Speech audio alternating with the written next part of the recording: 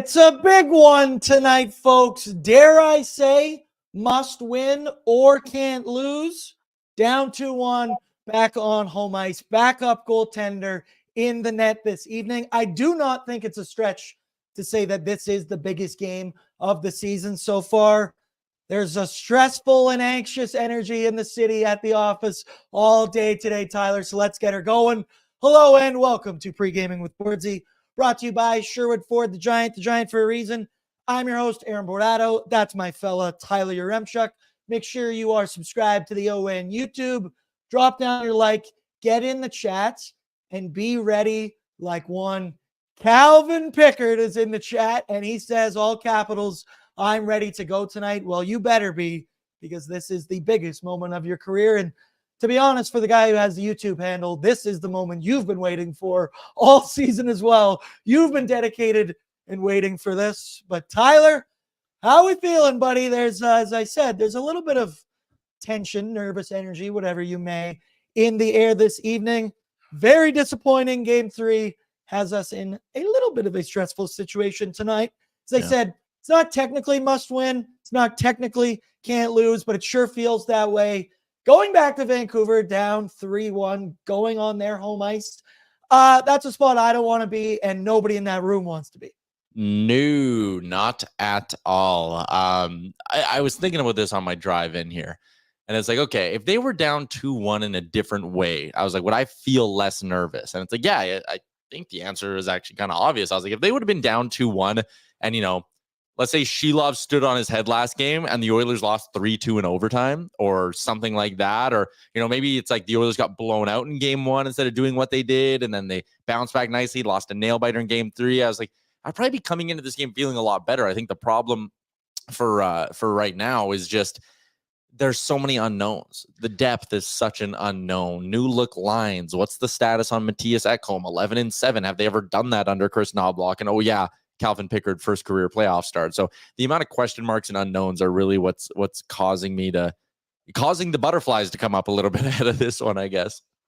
Absolutely. This is the most butterflies I've had all playoffs. I just said the biggest game so far, biggest game of Calvin Pickard's life, without a doubt. Man's 32 years old now, but game 3 was brutal because you just mentioned you had your backbreaking goaltending, but usually when you double up the other team in shots and the goalie is a man who's played 14, 15 career games, things tend to go your way, but they in fact did not go the Oilers' way on Sunday. And I think most of it you can put on the brutal back-breaking goaltending from one Stuart Skinner. They were chasing the game after the first period. They just simply could not catch back up. Stu gets yanked in that bad boy in the third period. Calvin Pickard comes in, and you see it on your screen. He was perfect. He went 3 for 3, 3 shots against, 3 saves, but I guess it was enough, or what he's seen from Stu was enough for Chris Knobloch to make the switch tonight. A decision, dude, that I don't think he wanted to make. I don't think anyone in that room wanted to have to make, but simply had to. Skinner has forced their hand as far as I am concerned.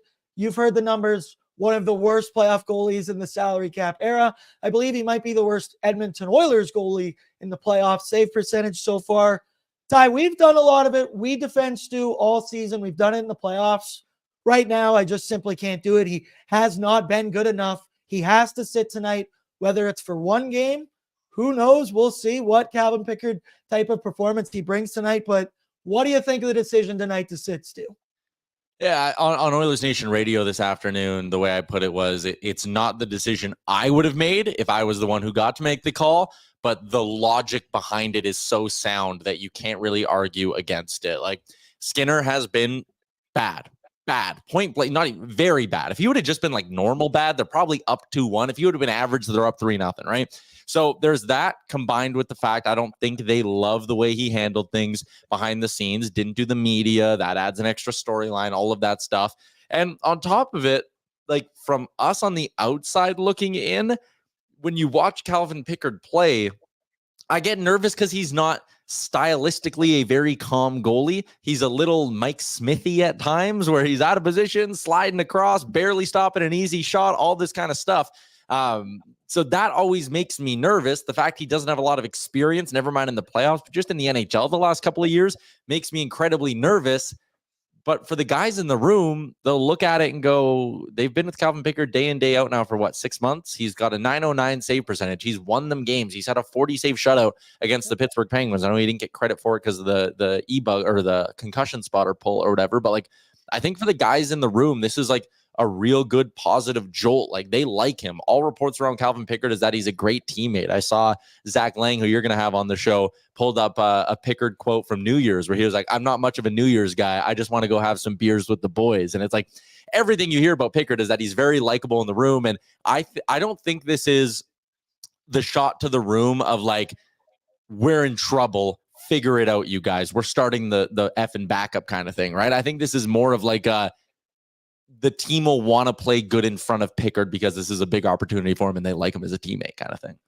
Absolutely. And you've seen it all season. He's had solid numbers. He's been consistent.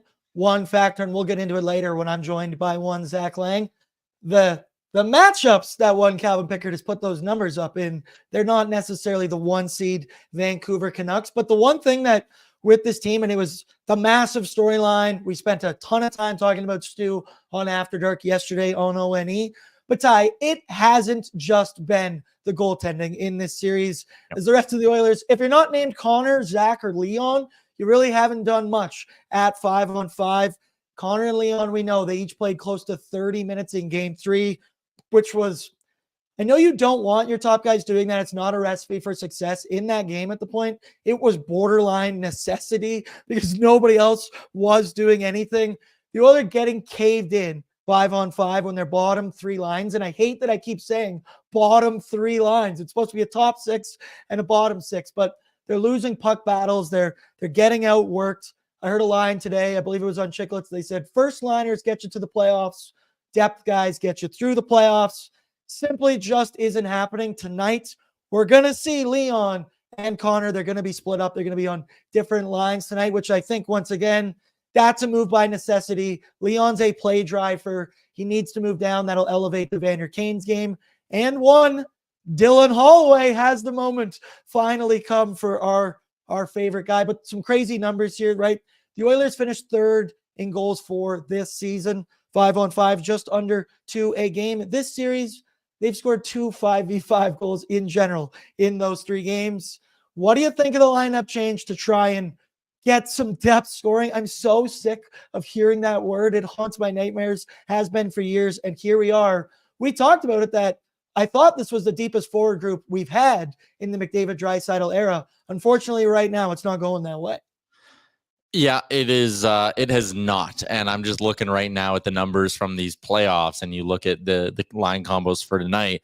It's a very refreshing look to see Nuge back up there because, yes, the Oilers went McDavid, Draisaitl, Hyman. They've done it a good amount during this playoffs. In total, that trio's been on the ice for 43 minutes and 45 seconds in the playoffs, and they dominate, right? The goals are 5-1. The shots are 32-8. Like, it's an avalanche to the other side of the ice. But with all 3 of those guys off the ice in the playoffs, they're being outscored 6-2. They're being the shots are only 51%. And that brings me back to these numbers here in the regular season. You can see the 4th row down is with McDavid, Draisaitl, and Hyman in the regular season.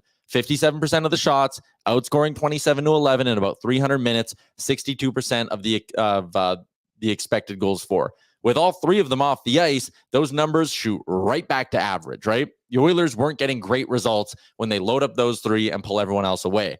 Now, when you compare it to the top little subset, the top 3 columns, with all 4 of Nuge, McDavid, Hyman, and Draisaitl off the ice, again, numbers kind of are what they are. They're average. But at least in this scenario, what else do you get? You get that second rung of Draisaitl by himself. 587 minutes. The score is 30-22. 56% of the expected goals, 54% of the shots. And what do you still have at the top? A very, very dangerous and elite top line. So what you've done is preserve the fact that that's a top line that will take over the game and dominate the other team. And you've given yourself a second line powered by Leon Draisaitl that can push the pace. Maybe it's getting softer matchups as well because the other team is putting their best D pairing out there against Connor McDavid. And I also think with tonight's game, no Carson Soucy, Noah Juleson draws in Soucy, one of the best shutdown guys on that Canucks blue line. That means potential softer matchups for that Draisaitl line. I think I think this move by Chris Knobloch was it's the smartest thing I think he's done in these entire playoffs, is going back to this as the top line. And the crazy part is, Ty, is we've done a number of these shows together. We've talked all year. We want McDry separated when it comes time in the playoffs. And then Dry gets a little injured. We know he's banged up, might be dealing with something. That felt like a necessity to throw him up there because you didn't know if he could drive his own line, be that guy. Well, we found out Leon Draisaitl once again is not human when it comes to injuries, and he's more than capable of being able to do that. Evander Kane, I expect his game to elevate. Dylan Holloway, this is your moment, buddy. A big Dylan Holloway goal tonight would be absolutely incredible. Some juiced up odds for that guy tonight if you're looking to make a buck. But Evander Kane, a guy on that line, he needs to step up. Corey Perry, Evander Kane, Warren Foegele, Ryan McLeod, and Ryan Nugent-Hopkins to some degree, they need to step it up. You know that coming into the playoffs, we said we're incredibly deep. We have 3 lines. I'd even used the words top 9 before. Boy, does it not feel that way right now. I understand last game, they definitely got their chances, right? Kane hit a post. Perry gets absolutely robbed. Connor Brown hits a post. Derek Ryan hits a post. And you can find all these things to gel it with the McLeod line. Hey, they're good defensively. I know it. Great line I heard earlier. It's from center line to your own goaltender. McLeod, absolute stud. For some reason, from that center line to the other goal line, it just doesn't seem to happen. Yeah. And I can make excuses. I can say, hey, they're good in that realm. But eventually, they're going to have to score 5v5 if you want to have a chance to win this series and advance in the Stanley Cup playoffs. This is the playoffs. It is gut check time for every single one of those guys. And once again, lost tonight. You're back up against the wall time. This is exactly the game that you bring Corey Perry in for. I think 100%. Hopefully he can get something done tonight, be a play driver, be a leader to McLeod and Foegele. You made the joke today that they've been the cardio line, and now you put that together with Corey Perry. Is it 2/3 of a cardio line now at this point? Depth scoring, some of these guys are going to have to step up now. Yeah, without a doubt. Like if Holloway and McLeod are the cardio duo, Corey Perry is the mall walker leisurely moving through Wem on a Saturday morning. You know, like he's not going really anywhere, and he's not going anywhere all that fast. So Corey Perry, I think there's a lot of pressure on him to find a way to start to produce in these playoffs. When he struggled at times, again, he had a good regular season as an Oiler. I'm not trying to discount that. But there were tough stretches where we'd go, Corey Perry looks slow for the last couple of games. Corey Perry's unnoticeable. And everybody would say, wait till playoff Perry. Wait till he's getting in there and pissing off the other team and doing his rat shit and all of that. Yeah, he hasn't been doing any of that. He's been largely unnoticeable in these playoffs. So that third line, it's 3 guys who all desperately need a big night, and maybe that can be a little bit of a rallying point for them. Let's at least hope. Yep, let's hope. And another thing that I hope for is that one Artur Shilovs doesn't look like Cam Ward, Aiden Hill, whatever the hell that was in game 3. I know that's a stretch. That's a stretch. But he's been the difference in this series, absolutely. He has outplayed Stuart Skinner, and that's crazy to say about a guy who's allowed, 11 goals in 3 games, I think, so far in the series. But he 100% has outplayed Stu. While he was good in game 3, let's remember game 1 and 2, he looked more than human. Maybe the Oilers didn't get enough shots on the guy. The man is beatable, in my opinion. He hasn't been tested enough. I know the last game the Oilers had 40-plus shots on him, but you got to give the Vancouver Canucks credit. A lot of that has been coming from the outside and maybe not as high danger of a chance as you would like. Once again, he did get beat 4 or 5 times, but you just didn't beat the post. We all heard Leon Draisaitl's line of giving some bulletin board material saying that that isn't good goaltending, but he's far from a proven goaltender. I think he struggles around screens. We've seen shots from deep where he's literally moving in the wrong direction with traffic in front of him. There's zero reason to think that this Oilers team, which I said, the 3rd highest scoring team in the regular season, can't beat this guy. They know they can do it. I know they can do it. How do you think they can get more past him tonight? Traffic. It's traffic in front of the net, man. Like for me, there were 2, and again, 42 saves for Shilovs. He was good. And Percy says in the chat, keep peppering him. Yes, I love that. But maybe it's peppering him, but waiting an extra half second so some traffic can develop in front. Take away his eyes. There were too many shots last game where it was hitting him in the glove, and he wasn't even catching it. It was hitting in the glove, bouncing in front of him, and he's got to grab it. Go to the net, and that's a free rebound right there. They were throwing it at his crest. All of that kind of cliche stuff that you're told since you're a kid you don't do. Go to the net, create traffic, create chaos, and you'll beat this guy. I think it really is as simple as that. It's not like he's been unbeatable. Like your comparison to like Prime or Cam Ward in 06, like, yeah, man, that brings up a lot of pain, but I don't think Shelovs is at that kind of a level right now. The Oilers have beat him a bunch of times in these games. They've hit posts. They're getting pucks past him. They just need to finish a little better. They need to go to the net a little bit better. Absolutely. And that's where Corey Perry tonight, I want him to be a leader and live in that blue paint. You mentioned it. We haven't seen enough of that worm stuff. Tyler, I know you got to go head out to the game tonight. I believe you have to pay up for a little bet you made over the weekend in Vancouver. You know the question I'm about to ask you. Score prediction, anytime goal scorer. Hit me, brother. Score prediction, I've been going 5-2 Oilers. I'll double dip on the anytimes. I'll say Nuge and Holloway each find the back of the net tonight. I want a big game from Ryan Nugent-Hopkins, and I think we're all feeling that tonight as he's back on the top line. Tyler, good luck out there. I hope the next time I see your face, we both have smiles on said faces. I like the chances of that. Thanks, Aaron. Good. Very much. Okay, there it is. Tyler Yaremchuk, your host of Oilers Nation every day. Absolute beautician, and you know how I roll on this show. When I need to make the bullpen call, signal out to the outfield, you know the man. He always delivers and he always shows up. So let's bring him in right now. It's my boy, Zachary Lang. Zach, scale of 1 to 10, where are your anxiety levels tonight? Backup goaltender. I don't know what the health of Matthias Ekholm is right now. Philip Broberg might be coming to the lineup. As Tyler just said, there's a ton of what ifs tonight. 1 to 10, where are you feeling? Ready for chaos. How about that for you, Bordsy? I'm not even going to put a number on it. I'm ready for chaos tonight. It's going to be a fun night down at Rogers. I was down there for game 3 up on the Jumbotron, had a great time, enjoyed being in the arena. I didn't enjoy the outcome of that game 3, but you know what? We've seen this Oilers team be down before. They've been down before in these playoffs. They've gotten knocked down by the Kings and they've gotten knocked down by the Canucks, and they've been able to respond well. So what am I expecting? Chaos, and in the form of a big game from the Edmonton Oilers. Speaking of knockdown, chop down, if you will, one thing we haven't touched on yet, the Vancouver Canucks will be without one of their defensemen, Carson Soucy, as he's suspended for 1 game for guillotining. I believe I saw, as you said it on one of your tweets there, where you had an excellent freeze frame of Connor getting trapped in between 2 sticks. Sunday night, I'll be honest with you, me and Liam both, I didn't really think in the moment there would be supplemental discipline. You just, with the NHL, maybe just a fine. Well, he's going to be out for 1 game tonight. Bettman drops the hammer down with a 1-game suspy, meaning they'll be without Soucy, meaning it looks like Nikita Zadorov is going to move up in that lineup. But no Soucy tonight, Zach. Your numbers guy. Soucy's played the 2nd most minutes against Connor McDavid, number 97 in this series so far. Tyler Myers, he leads them with 32 minutes. Soucy has 28 minutes against. It's going to be interesting to watch the matchup tonight because we know I hate calling him Big Z. I keep calling him Little Z. That's the only shot I have at the guy right now. Lives rent-free in my head. But I'm curious how they're going to deploy that. Do you think they'll continue to go with the Myers-Zadorov against the 97 line?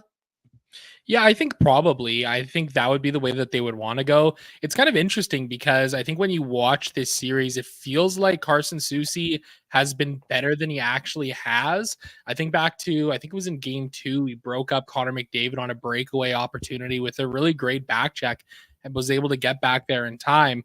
But to me, it's felt like they've been all over him. And I don't really think the numbers exactly bear that out in terms of, you know, controlling the shot attempt share. I couldn't pull up the numbers quick enough in front of me, but I'm pretty sure the Oilers have outshot the Canucks pretty heavily. But again, a lot of that's kind of come from the outside, right?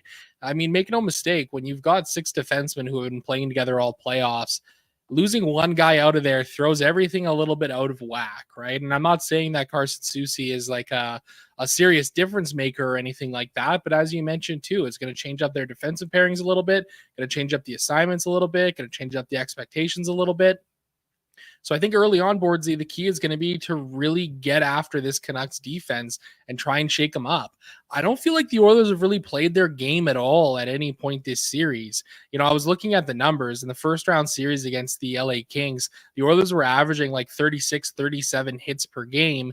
And in this series against the Canucks, it's down to 29. And that's a pretty noticeable difference. And now, of course, if you're laying a lot of hits, you don't really have the puck a lot. That's kind of what the old saying is. But at the end of the day, I think physicality in the playoffs are of a higher importance than during the regular season. You really got to be able to get after the other team and be physical against them, because it can shake a team up in the playoffs. So for the Oilers, I think, a real key to this game, Bordsy, is going to be for the Oilers to kind of get after the Canucks really early on in this one.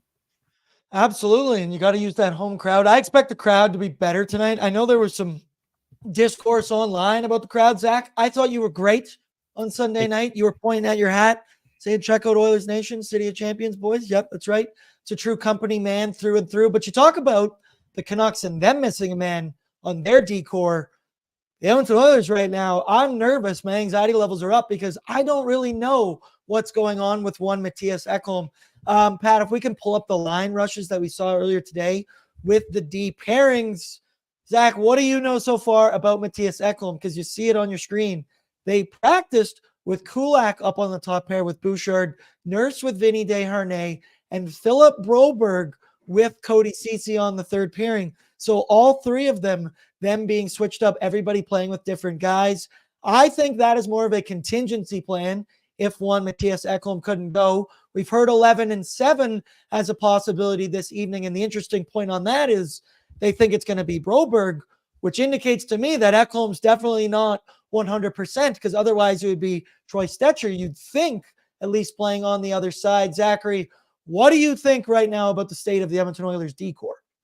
I think the level of concern for me is with Darnell Nurse and Cody Ceci, not about Mattias Ekholm. There hasn't been a single credible report from anybody of real note about Mattias Ekholm being injured or anything like that. As far as I know, that's just come from a Vancouver fan who likes to poke fun at the other markets and rile people up online. So I don't. But he wasn't on the ice today, right? He wasn't on the ice today, and Chris Knobloch said after practice today that it was described as a maintenance day for Ekholm. So take that for what it's worth. I mean, I don't think that it's anything concerning whatsoever. I think maintenance days in the playoffs are pretty much status quo.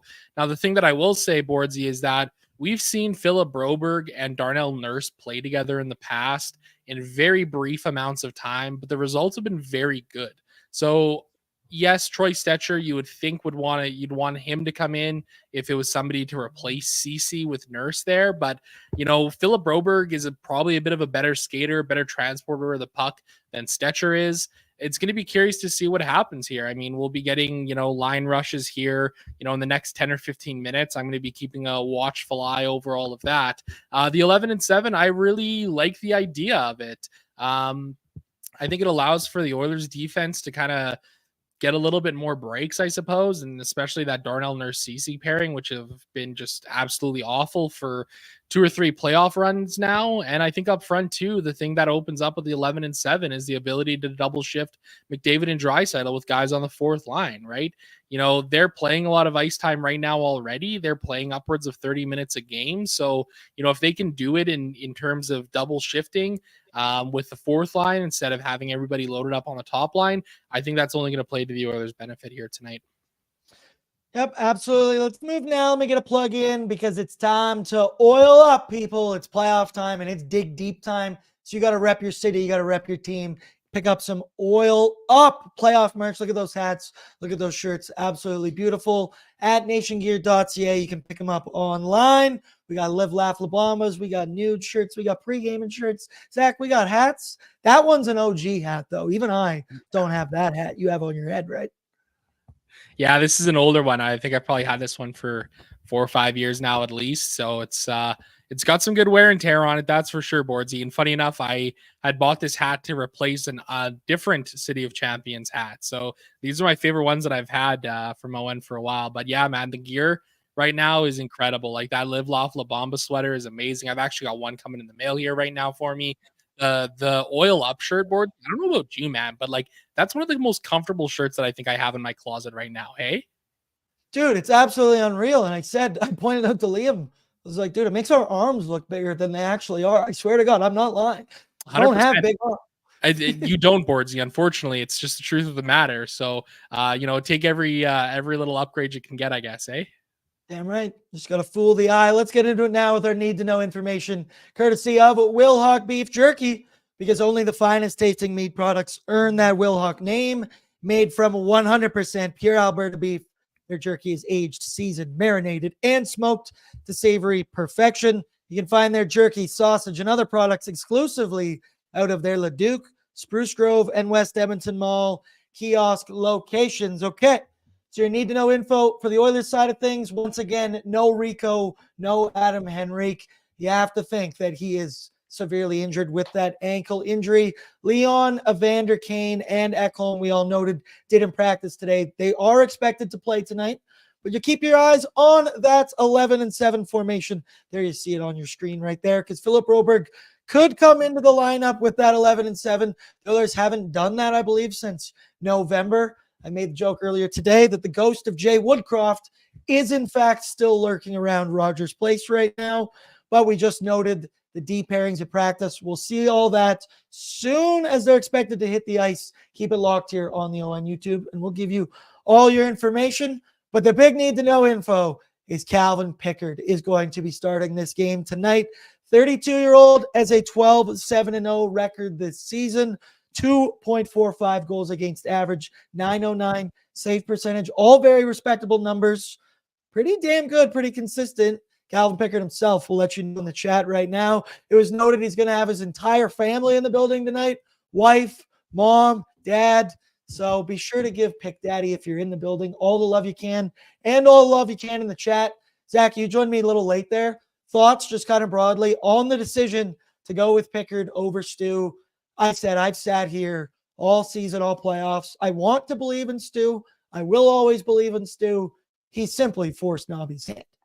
Yeah, I think so, Bordsy. I mean, I've been trying to wrap my head around it for, 24, 48 hours here since the end of game 3. And I think when you listen to Stuart Skinner's press conference yesterday, he was asked kind of what the issue is for him right now. And he kind of paused and, he's a very thoughtful guy and he gave a very thoughtful answer.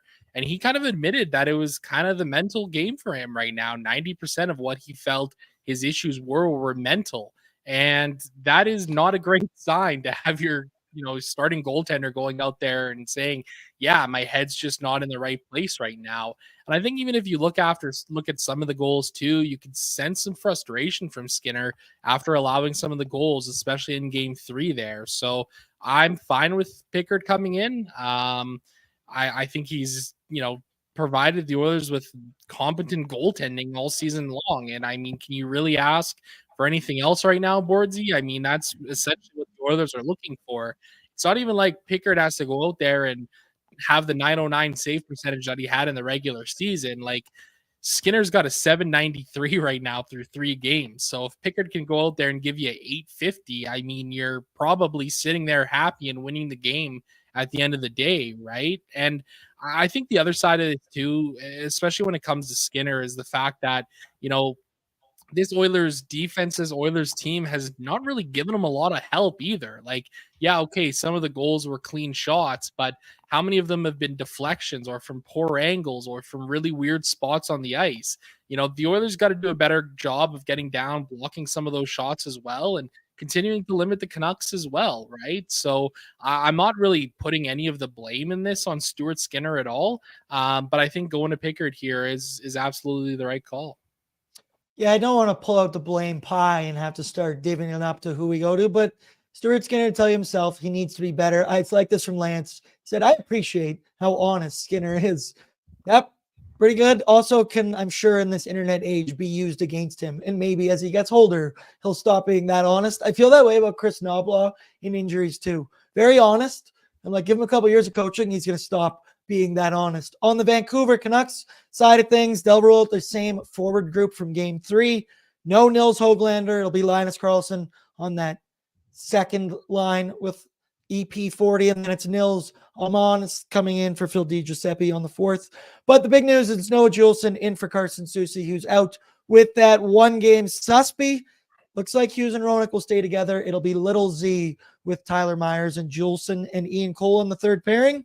And Ian Cole at this point, I said, might as well be wearing an Edmonton Oilers jersey. I thought Brock Besser in game 3, he just has that clutch gene. He has points in 4 straight, 11 and 9 playoff games so far. But Zach, the one dude that stood out to me in this series so far, it's been Elias Lindholm. He's been big in these playoffs after he only scored 6 goals in 26 regular season games with the Canucks. He now has 5 goals in these playoffs in 9 games himself. He's brought some of that depth. EP40 hasn't been great. Lindholm in that third line with Dakota Joshua and Connor Garland, they've been studs. And then obviously in the crease, it's going to be Artur Shilovs. He was dialed in game 3, stopped 42 of 45, was saved by a few posts, but credit's due where credit's due. He was good in that game. I said he was doing the splits all over in that place. I thought he provided good goaltending in game 3, but once again, he looks beatable, which leads me to my Sherwood Ford Giants storyline. And I say, here, Calvin Pickard, here is the pressure of an entire city in my hands. We're going to put that on your shoulders right now. We're going to let that one go. I know he hasn't played a game, I believe it, since not May 12th, April 12th, I do believe. So over a month. This is obviously the biggest opportunity of his career. It's the biggest moment. You waited 32 years for this chance. So here it is. And you just mentioned it. I don't need you to steal the game. I don't need you to be 930, anything crazy. You give me average goaltending or above average goaltending, and you should win this game the way things are going for the Edmonton Oilers. He's provided consistent numbers all season. Let's hope to God he can do it again tonight. Zachary, do you got a storyline coming into tonight? Maybe a key to victory or storyline? Yeah, I think like I said earlier, Bordsy, it's just kind of get after him. I mean, this is the thing that we've seen the Oilers struggle to do here. They haven't played their game. They haven't played the Edmonton Oilers hockey that we've seen all season. We haven't seen them play the Edmonton Oilers hockey they played in the first round against LA. You know, I wrote about it after game 3. The Oilers were playing scared to lose. They felt like, or at least watching them rather, it felt like they were scared to make any single mistake. And maybe part of that has to do with the goaltending because they weren't getting any saves from Stuart Skinner the way they needed to. So hopefully the team can kind of loosen up a little bit here tonight and really dictate the pace of play all night long. I think that's going to be the most important thing. And also, for the love of God, just get to the net. I mean, that's been a huge issue, especially in game 3. The Oilers really struggled getting to the net and getting any high danger looks, great scoring chances from down low. A lot of it was from the outside, and it didn't really work out well for them, as we saw. Now, granted, it was a 1-goal game. They made a little bit of a comeback late in that third period with goal, which was nice to see, of course. Gave everybody inside Rogers way too much hope at the end of that game. But, yeah, I think for me, the biggest thing is going to be, just the Oilers got to just play their game. Go to the net, go to the net, go to the net. For the love of God, get Shilovs off his game, get in his head. And once again, credit in the last game, right? Derek Ryan, he has to get his stick held in the dirty area, in the crease to not score. Perry gets robbed right there on the goal line in the dirty area. I believe Connor Brown hit a post right there in the dirty area. So they can continue to try and do it.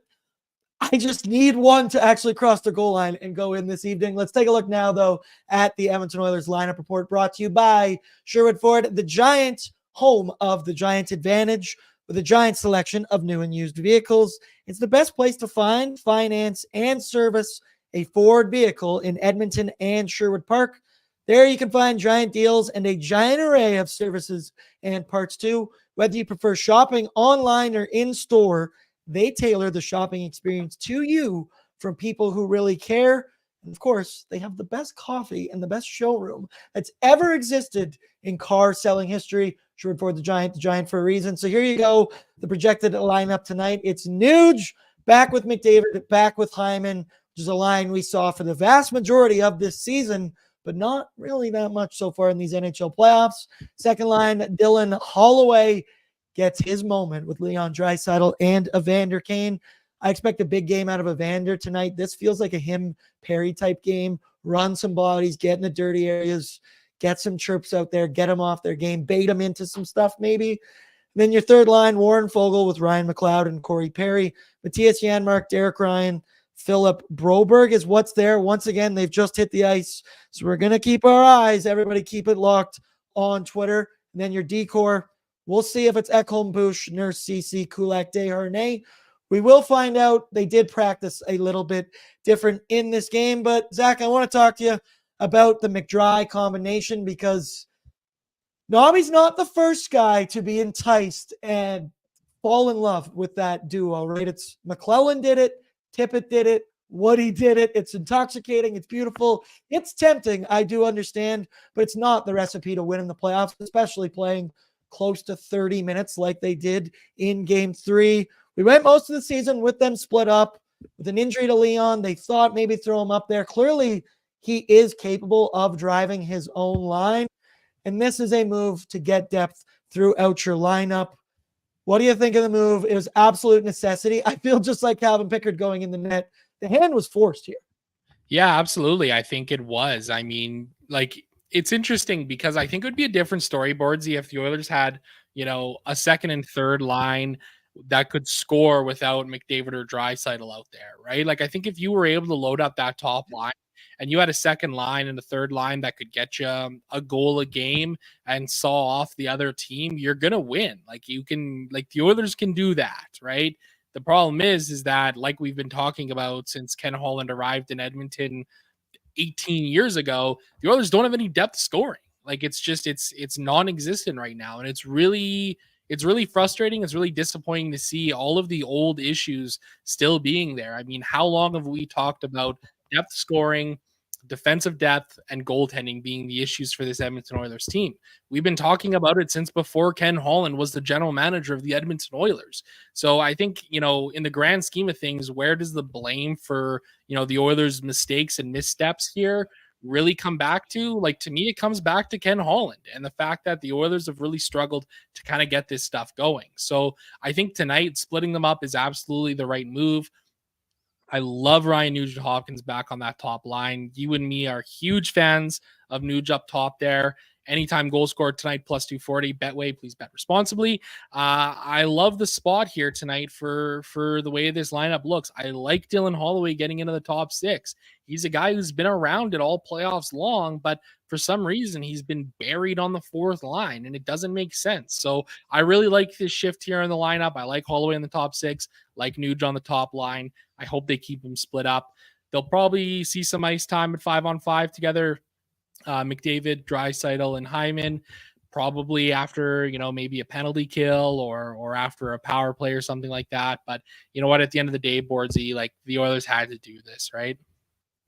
I've said it all season. It's break glass in case of emergency for Connor and Leon. They'll always be there after penalty kills, on the power play, late in periods, after icings. You can manipulate it enough to get them their minutes together. Dry is so much more of a play driver than what Ryan Nugent-Hopkins can be on that second line to elevate. But I love what you said there, and you'll see it in Bordsy's bankroll later. I think this is a Nuge night tonight. I thought he's looked good on the power play lately. I saw him actually ripping some patented Nuge low blocker shots. So I do like him for an anytime goal scorer as well. But you mentioned it. One man, this is his moment. It's Hollywood. It's Dylan Holloway slotted to play in with Draisaitl and Kane in the top 6. And this to me feels like I don't want to use the word desperation, but a desperate-ish move to provide offense in that top 6. It's something we've been pulling for literally all season long, to put him next to Leon, to put him next to an Evander Kane. He only played 11:25 in game 3. He had 5 hits in those 11 minutes there. His energy, his speed, his natural ability, his shot, his everything makes him the obvious choice for the spot in the top 6. I think my lucky stars were actually finally here. The Oilers simply need more offense from the rest of their lineup. Only way you can do it's moving 29 down, and I think moving 55 up is going to bring that spark, bring that speed. As I said, Leon still might be dealing with some injury issues. Quads had a great point the other day on pregaming. He said Leon's the best stationary player in NHL history. The guy doesn't even need to move. But if you pair him with one, Dylan Holloway, he'll be going all over that place. And I mentioned earlier, Dylan Holloway, clutch goal tonight. My, oh my, that building would explode. Absolutely. And you know what? We got all the mojo going for Big Dylan Holloway game tonight with Tyler having to pay up for the bet, right? So hopefully a brand new jersey for Jay, can get Hollywood going tonight. I saw Tyler a minute ago tweeting a photo out of Jay with his brand new jersey. Looks like they went with the white jersey for the Hollywood. It's a nice one there. I like that. It's a clean look. So yeah, Bordsy, I think it's I really like the makeup of Holloway on that line too, because we know Draisaitl is not a fast player. We know Evander Kane can be fast-ish at times when he wants to be, but When he's there's an empty net on the other side of the ice. when there's an empty net or he's got somebody in his sights to lay a big hit. But he's not a fast player, and it's just the truth of the matter, right? So having that speed up there with Holloway, or in Holloway rather, I think is a real asset to those two. I'm excited to see what can happen. I know it's going to be an interesting one, that's for sure. Let me ask you, do you think anybody's going to go out there and try and get retribution for what happened in game 3? I know the Oilers took a lot of slack online, calling them pussies for not going out there and just beating the shit out of Carson Soucy and Nikita Zadorov, which, hey, I do understand. And there was so much discourse over that entire play. People want McDavid fine. They want Hyman head on a stick. I don't know. It was a crazy play. J. Pat said it there today, who's a Canucks Army guy, and he said, dude, McDavid slashed him in the pants. Okay, like that's not that bad, but what do you think of that whole situation? I know Zadorov early in the game challenged Evander Kane. He didn't take the fight.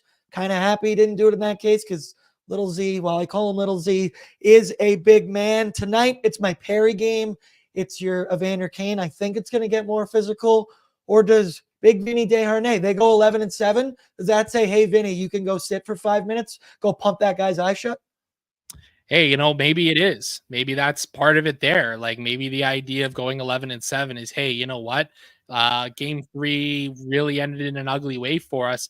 And I think the thing for me, like, but I think back to it too, because again, I was at that game 3. I don't think anybody really saw exactly what happened. Like it happened so quick. And I know Tyler was talking about him sitting right in the stands close to where it happened, and he didn't even see it happen.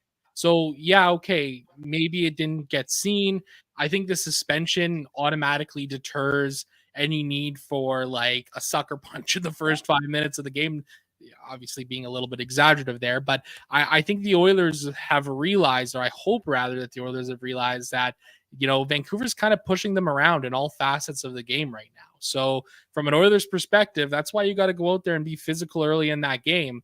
If Evander Kane, somebody comes up to Kane and asks him to drop the gloves, or Desharnais, or they go out and ask somebody to drop the gloves in the first 5-10 minutes of the game, that's called sending a message. And it feels like the Oilers kind of need to send a message in this game, Bordsy.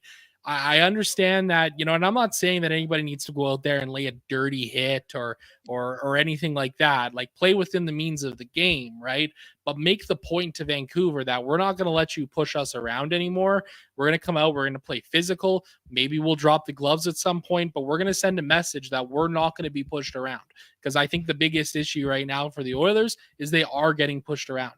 And you look at the makeup of this team, and they are not a team that is built to be pushed around. Corey Perry, Evander Kane, Vincent Desharnais, Darnell Nurse. They have got guys with size that can lay the body, that can drop the gloves. I would not be surprised if we saw some fisticuffs tonight. I want, if your jersey number starts with a 9, so Kane and Perry, I'm looking at you. Start of this game, you find your Quinn Hughes, you find your Brock Besser, and you go take a number. And not anything dirty, malicious, anything like that, but you let them know you're coming at them all game. I love this from Percy. We need another Vinny double headlock. Absolutely. So it's noted, puck drop tonight. It's going to be at 52. Of course, it's never going to start at 30. But let's get into the starting goaltender report, brought to you by Sherwood Power Sports and Marine, because they are now officially open in Sherwood Park. They've got service for all makes and models. And on the weekend, they had puppies in the showroom all Saturday long. So if that's not going to get you down there, I don't know what will. You can bring them your service troubles. You need an inspection, a test run, some trailer TLC, or just a fresh oil change.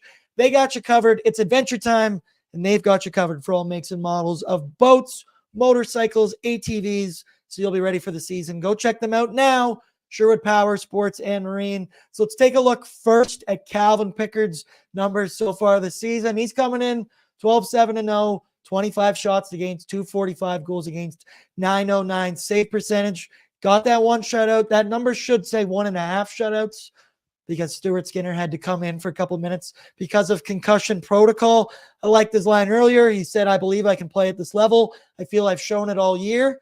Yeah, those numbers would indicate you have shown it all season. The one thing, and I don't want to be a dampener, but I'm going to do it. I'm sorry. The one thing you can worry about with Pickard, I believe in him, but this is a different animal, and most of those numbers in those games came against lesser opponents.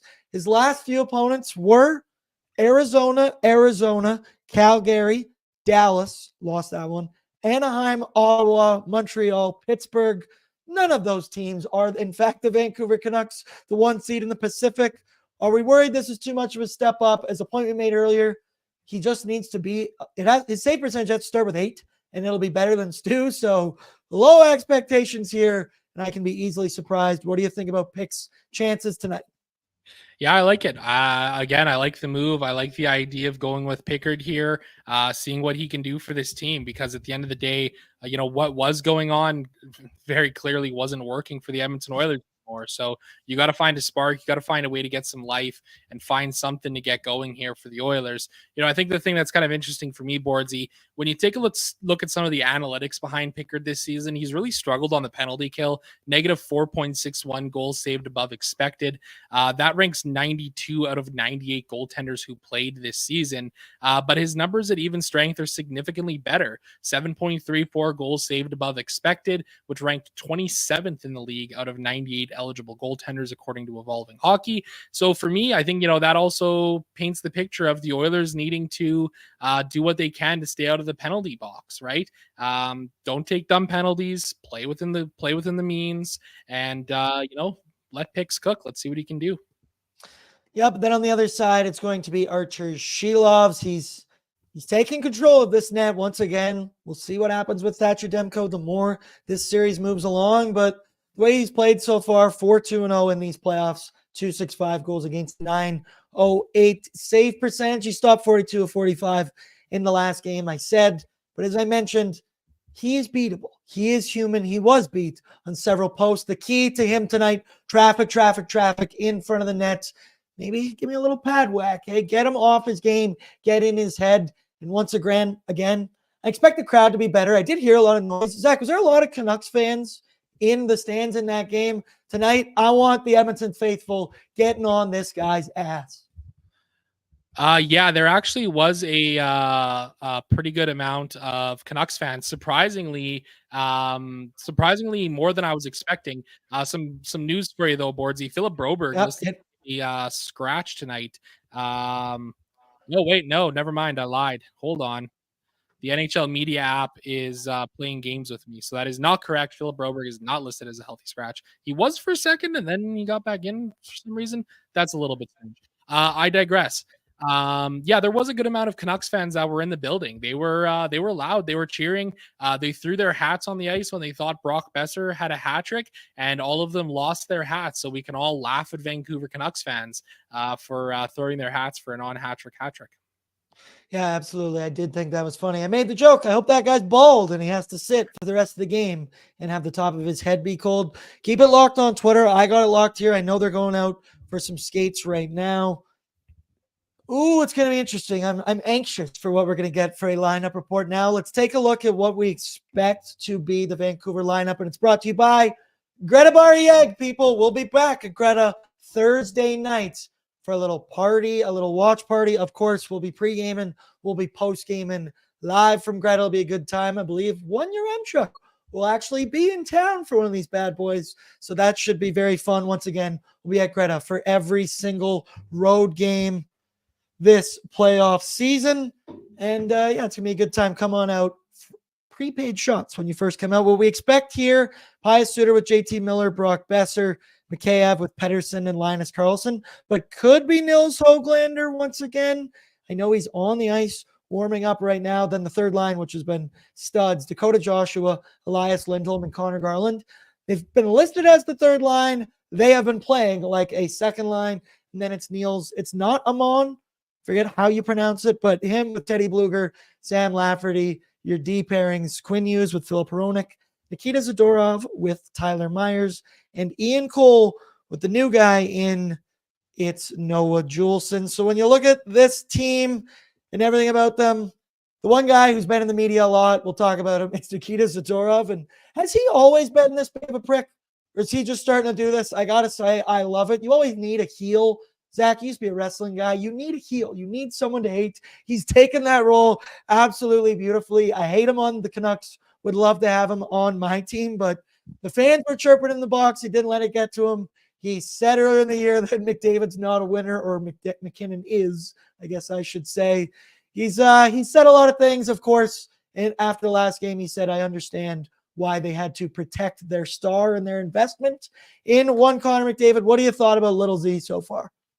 Hey, you know what? This is who he is. He was always an outspoken guy in Calgary. He was always a guy who played on the edge, a big physical guy. That's why the Flames loved him so much, and that's why the Canucks went out and grabbed him as early as they did in the season, right?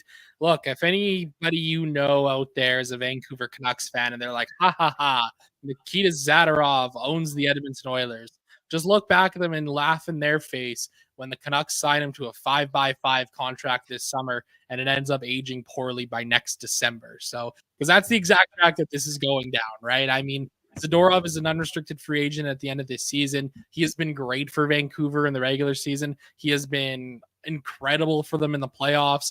Not knocking that in any sense of the term, but at the end of the day, this is a guy who's a depth defenseman on pretty much any team around the NHL. So who knows? Maybe he gets the big contract and he's able to hold up to it and that sort of a thing. But to me, Bordsy kind of has the making of one of those that's going to end up disappointing sooner rather than later. So should be interesting to see what comes of it the rest of the series and into the offseason. There we go, an updated Canucks Game 4 lineup.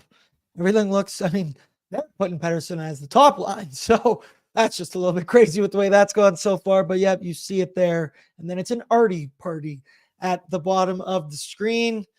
One note I guess I want to ask is, you know what? Let's let Bordzy's bankroll cook while I'll ask you this next question. So let's get into, brought to you by Betway 19+. Please play responsibly. It's Bordzy's bankroll, because with Betway, you can get a free bet up to $200. If your first bet loses, all you got to do, create a new account, redeem your bonus. You place a bet, no minimum amount required. And if that bet loses, you'll get a refund up to $200 that you can then use that money to bet on your favorite sports. Aaron, how do I do that? Boom, you join the action. You scan that QR code on your screen this evening. I'm seeing from Jason Greger 14 seconds ago, Nurse and Desharnais together in warm-up. Kulak with CC. The information is going to start coming. Oh, here it is from Tony Brar. Forward lines. Okay, so he has it as normal. He has Kulak with CC, Nurse with Desharnais, Ekholm with Bouchard, and then the forward lines. We're going with 12. He has Connor Brown in the lineup. Pat, I know you're working hard behind the scenes. If you can ever get that up for a visual, everyone in the chat will love you for it. But for Bordzy's bankroll this evening, I've got 3 choices for you. And without further ado, we can whip these bad boys up. Your first choice, oh, nice. First choice, Edmonton money line and McDavid to get 2+ points. Currently at plus 105. I'm still stunned at how such heavy favorites the Oilers are in this game and in this series. The next option is the one I love the most, and it's number 93 to get 2+ points in this game. Currently at plus 225. And then your final option, it's Leon to get an anytime goal, even money at plus 100. Zach, I know earlier you mentioned, what about a Nuge anytime goal? That could be an option. I think Nuge, he's the guy I'm zoning in on tonight. I also thought about Kane anytime, Perry anytime, Holloway anytime is juicy. Check if Betway does offer that one. Which of these 3 do you like the most, Zach? Yeah, you know what? Boy, they're all pretty nice, Bordsy. 2+ points though for Nuge. I kind of really like that one. You know what? Like, he is at the end of the day been good in the playoffs for the Oilers. 4 assists in 3 games against the Canucks, 10 points in 8 games so far this postseason. Sign me up for that one. Yep, so we're going to let that one cook right now. It looks like Nuge, I believe, is winning that race right now. He is absolutely. So what do you think of the news here? We're going Darnell Nurse with Vinny Desharnais. Dude, it feels like all the lineup decisions Nobby's made is his hand's been forced. He's had to make the decision. CC and Nurse, CC specifically, has played himself out of that top 4 role. Shout out to our boy Tony Brar keeping us updated. Thoughts? Vinny moves up in the lineup. CC moves down. What do you think? Honestly, Bordsy, I don't love it. I'm not going to lie to you. I'm just going to be pulling up the numbers here in a moment here so that I can kind of back up my argument. But, you know, we've seen Vincent Desharnais bump up the lineup a little bit at times during the regular season, playing alongside Darnell Nurse, and it didn't work out very well for the Oilers. They got outscored 7-3. They controlled only 49% of the expected goal share, 51% of the shot attempt share. And the other problem with that, too, is that Cody Ceci and Brett Kulak had some struggles too during that time frame. In their time on ice together, they got outscored 11-8, controlling only 49% of the expected goal share.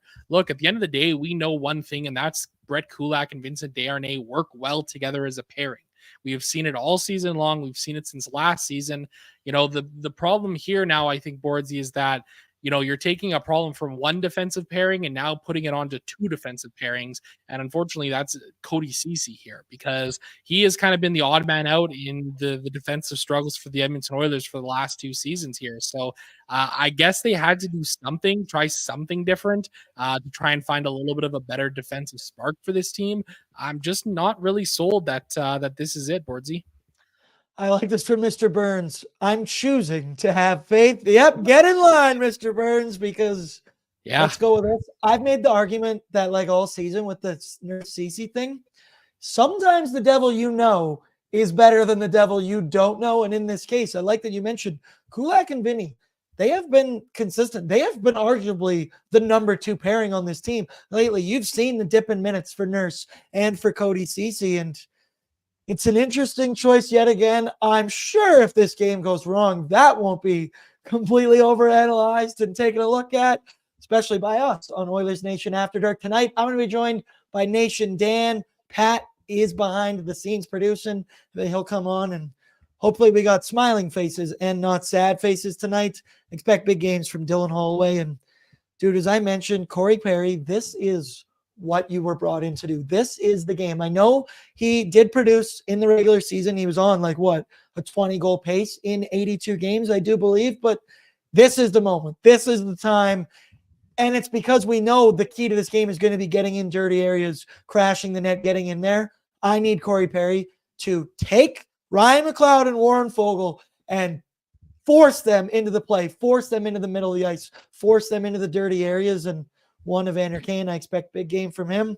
I am nervous, Zachary. So without further ado, let me ask you for a score prediction and an anytime goal scorer. Once again, puck drop shouldn't be till 7:52. We have been reported by our pal from Canucks Army, Jeff Patterson. Shout out J-Pat. But score prediction, anytime goal scorer, Zach.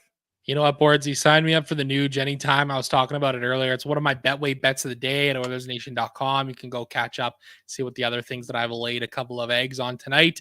Love Nuge here tonight. I think this is a game for him where he can break out. He scored 11 goals at 5-on-5 this season. 8 of them were assisted by Connor McDavid, and Zach Hyman also had 4 assists on those goals. So he's his most productive when he's playing with those guys at 5-on-5. I think it's going to be a big one for the Edmonton Oilers tonight. I'm going with a 5-1 win. I like this from Troy Stetcher. He knows he's in the room. Perry is going to rat like he's never ratted tonight. And then shout out to Loyal to Oil. I like this. Don't be nervous, Bordsy. You just spent an hour telling us that the Oil can win. Yeah, you're right. Oh, yeah, you are right. We're going to win that bad boy. My score prediction tonight, I'm going to say 4-3 for the Edmonton Oilers. Nothing comes easy. It's going to be another stressful one. I'm going to be pulling my hair out to this game tonight. As I mentioned, Oilers Nation After Dark, right here, right after the game on the ON YouTube or wherever you get your socials. We'll be all over the place. Zachary, thank you for joining me. You're the awesome bullpen call. You're my first call once again today. Did I text anybody else to ask? Well, yes, I did. Actually, my Canucks Army guys, but they're a little bit busy. Hey, I knew I was bringing you in. Don't worry. You always show up. So big shout out to you. And one final shout out to our sponsors from Boston Pizza. Too much breaking info, so we couldn't go around the NHL. But shout out to BP's Team Up for the Win. They are, they're just fantastic. What can you say about Boston Pizza, dude? Team Up for the Win. They want everybody. And around the NHL, I actually haven't looked right now. What is the score in the other game right now? I've been 2-1 for the Boston Bruins. They're staying alive with 8:50 left in the game. Shot out of a cannon. Did they stay alive? I think so. I think the Bruins will be able to hold on here, get a win, force another game. Totally. All right, everybody. I love you all. Drop a like on your way out. I hope it goes well for you on the Betway Battlegrounds. As I always say, you got a little bit of time until puck drop. I need to make myself a drink because tonight's going to be a stressful one. I said my anxiety level, was it an 8? Maybe I'm down at like a 7 now, maybe a 6.5. So we've talked ourselves off the ledge. Let's hope for good results tonight. I love you all. We'll catch you right here, right after the game. And good luck, everybody.